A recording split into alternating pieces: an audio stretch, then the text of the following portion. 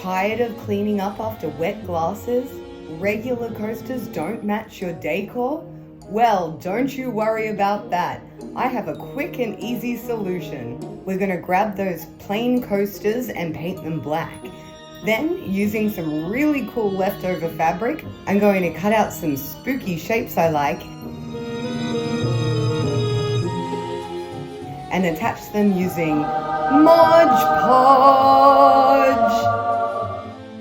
Now, if you haven't heard of Mod Podge, it is an absolute religion. It comes in many different varieties: vinyl, gloss, glue. Check it out. It is very expensive, so I like to use it sparingly. My number one tip is to make sure every layer dries completely before you do the next one.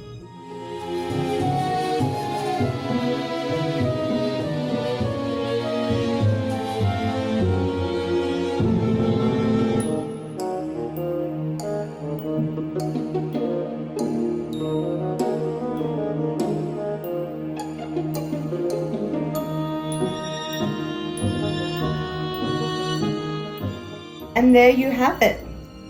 Fret no longer. Now you'll have a clean coffee table and a new craft that matches your decor. See you in the next video.